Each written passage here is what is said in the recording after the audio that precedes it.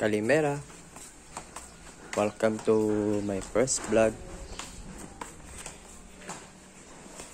Pinoy at Cos. Bale, ginawa ko tong vlog na to para yung anak kong mahilig mag-YouTube, mapanood man. Hindi kasi kami masyado nakapag-usap And puros YouTube lang ginagawa pag nag-cellphone. Bale, dito ako ngayon sa Cos Island. Island siya sa Greece. Pangatlong pinakamalaki sa Dodecats. Dito ako ngayon sa aming tinitirahan. So ngayon, papasok na ako. Kunin ko lang yung bike ko.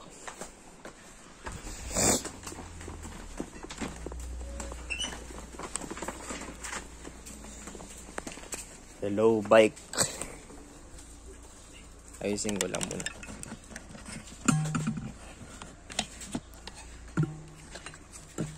Hindi kami ganito na sa akin yung kanina eh. Hindi kami ganito na sa akin yung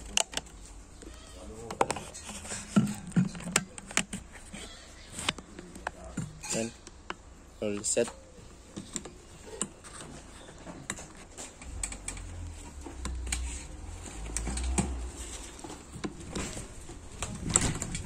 Bali, papasok na ako sa bike ko.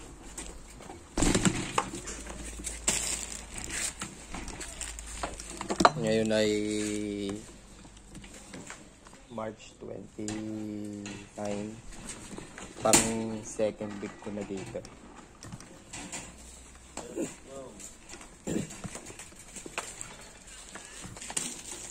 Dito, tahimik. Like sa Pilipinas na umaga pa lang maririnig mo na yung mga tao. Okay. Medyo malayo-layo rin yung babiking ko and dadaan din ako ng bakery. Ito kasi hindi na masyado nagtitinapay mga nagkakanin, hindi na nagkakanin yung tao. Actually, mahal ng bigas dito.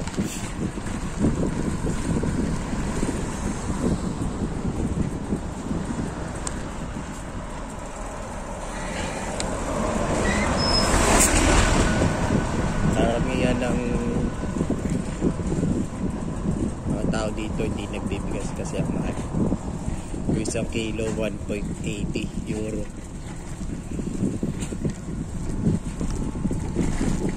Yeah. Kita nyo naman guys. Wala masyadong tao.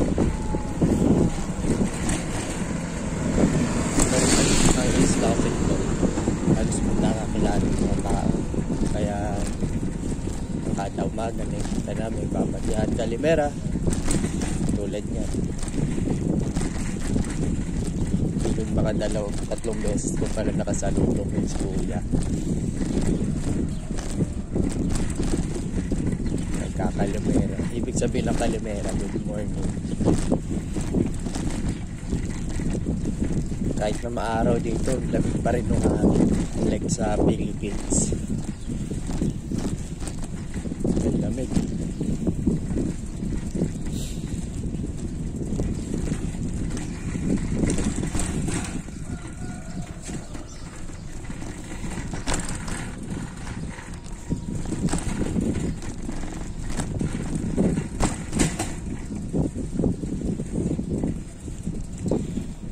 Hirap nga bumangon sa umaga kasi kapagkalamig. Sana yung katawan ko sa mainit na klima. Ngayon ay May. Paano na? Malapit na mag-summer. Bale, nagsisimula yung summer dito. July hanggang August. Yan, September, malamig-lamig na daw. October, yun, tigil na yung operation ng mga hotel and as in wala ng hotel. May ilan-ilan siguro Kasi umpisa na daw ng winter nun. Pagka winter, wala na masyadong mga turista. Wala na wala na daw turista.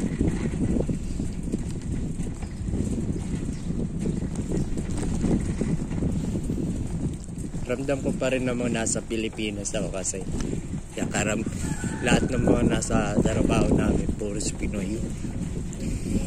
Pati mga ka-roommates ko puros Pinoy. Hirapan ako salita, lamig.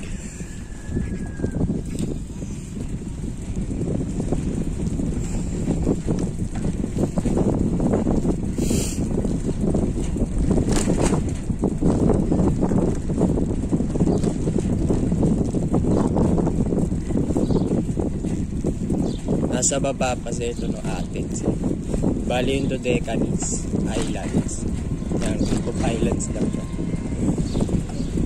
Kumbaga sa Pilipinas, yung Dodecanese ay yung Visayas. At tabi-tabi yung mga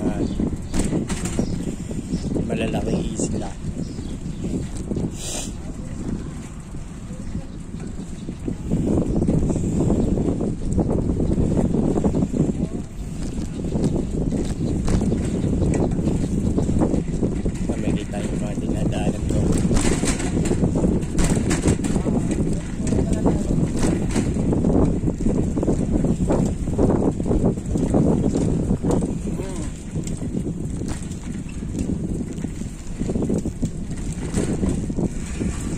Makikita nyo yung mga puno dito, dalago. Talagang pine-preserve nila yung mga puno. Ay, malapit na ako sa Coast Town. Dadaanin ko yung Coast Town. Pero di ako dun papasok kasi iba yung daan nun. Diretso na ng dagat yun.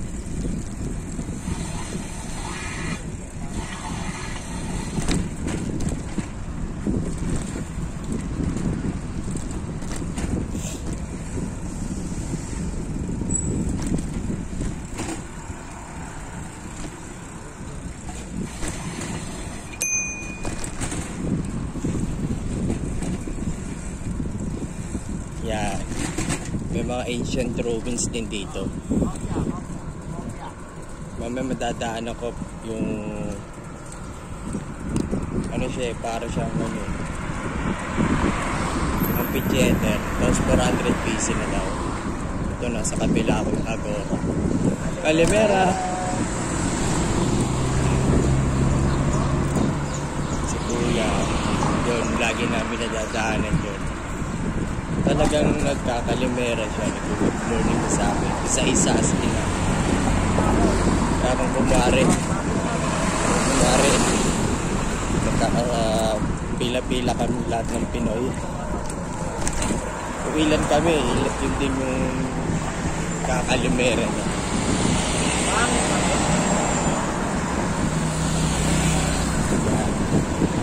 Ito parang highway na ito sa kanila. Hirap pa akong magbasa ng drink. Marami na silang dito. May ano naman, station naman. Tourist friendly naman talaga.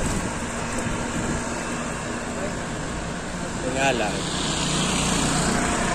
maraming ang hindi pa marunong, di rin marunong ng English din. Kaya pine-prefer nila, aralin talaga yung salita nila. Mahirap yung adjustment kasi Pilipinas. Magtuturista doon na i-English. Mahirap makipagpunta.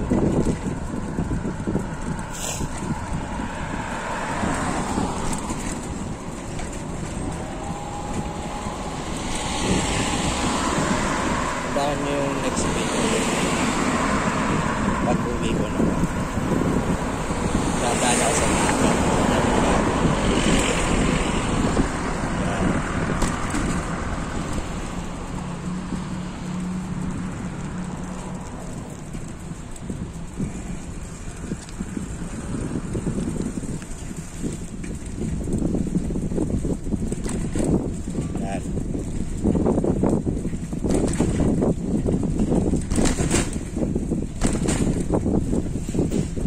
Pasensya na guys, medyo pag-video kasi paano lang ako eh.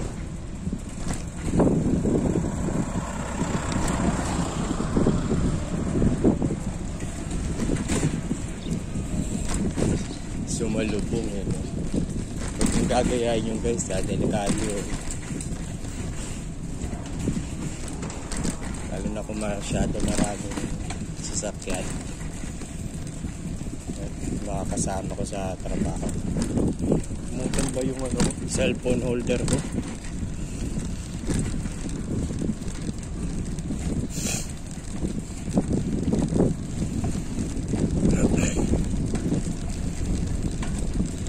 Lamig.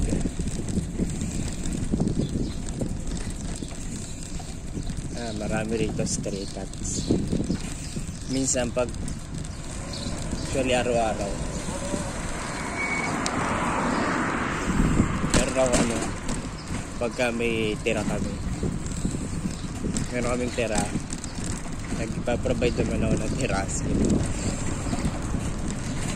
tirang pagkain pagka lunch kasi ang daming stray cats dito. Napakain ko yun pag uwian. Meron siyang ano, ayan o, may market pero isa lang yung nagtitinda. Pagka-solo nila yung ano, palengke.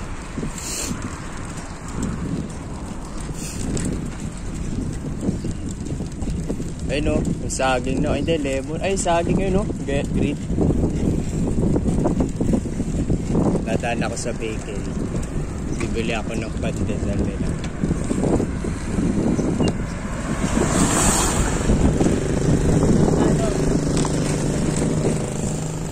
Lalaki yung pandesal nila, 1 euro, taga 1 euro. Palitan yata ng 1 euro sa Pilipinas ay 63.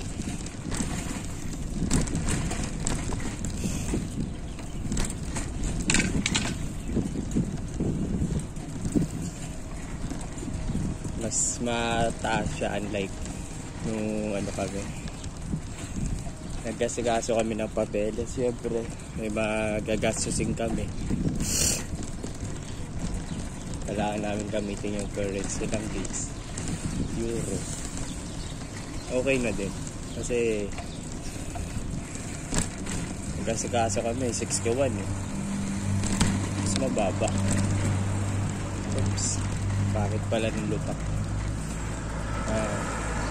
Wala ako sa bacon.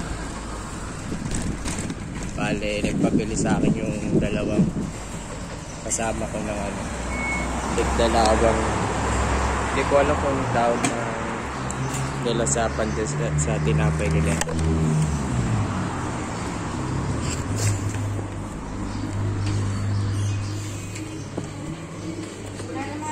Kalimera, 6 of this.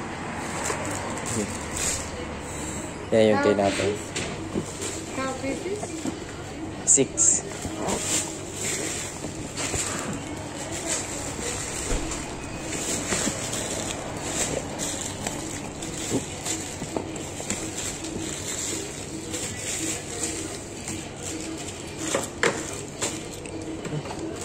Hirap magbilang ng barya. 6 euro, okay.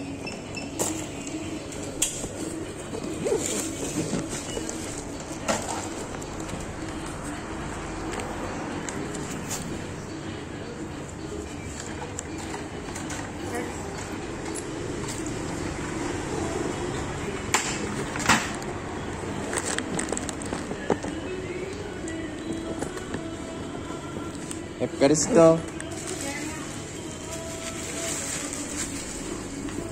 Yan.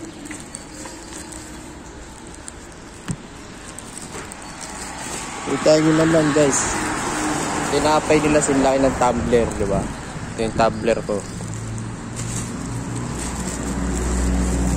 Oh, tinapay. Missing na muna sa bike ko. Kailangan ko sigipan kasi ano yan, yung mga galaw. Okay na.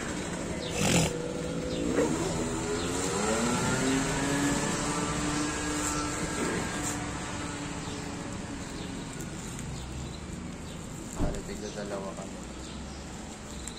Ako kasi ito na kasi yung hinahapon. Kinakain ko paghapunan. Ang masyado nagkakaano. Tinapay na. Okay, Pami naman, let's go. Efkaristo. Yun, nag-thank you ako. Hindi ko alam yung sinagot ni Madam. Yung Madam Kiria. Kiria yung Greek word na. Pag Madam. Okay.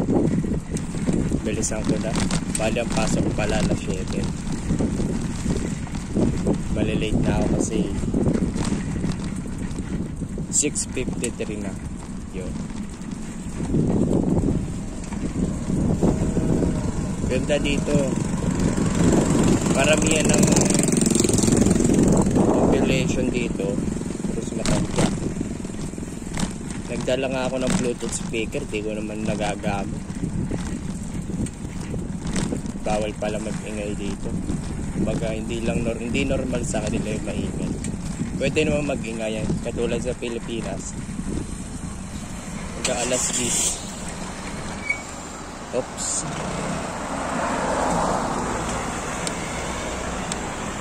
Okay. Malapit lang pala sa amin yung Torquay. Pagka mamaya nasa tabing dagat ako dumaan, pakita ko sa inyo. Tawid dagat lang yung Torquay.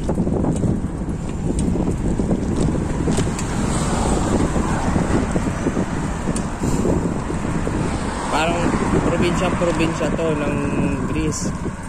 Wala kang McDo at KFC rito eh.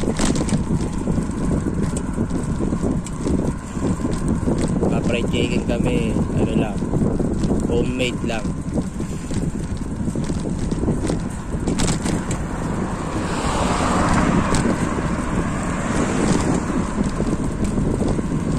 Kita nyo naman yung mga gilid ko, puros panayag lang. Tapos mga nakaibang alaman.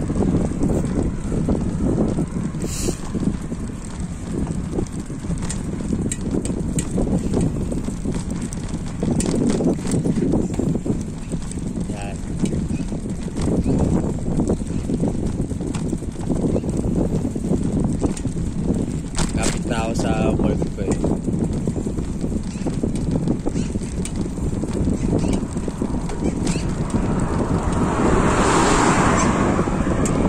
Itong vlog naman na to kasi pansin ko walang nagbablog dito sa post.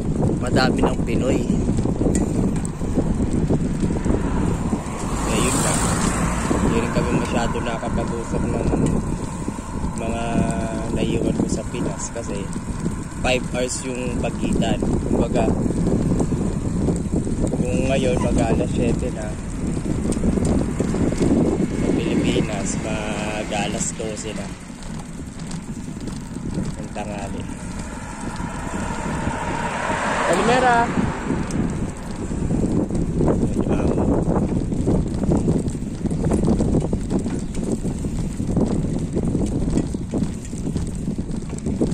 Naman ay custom din nila. Customs naman nila, traditions naman nila na tulad yan. Kahit di mo kakilala, kakalimera mo.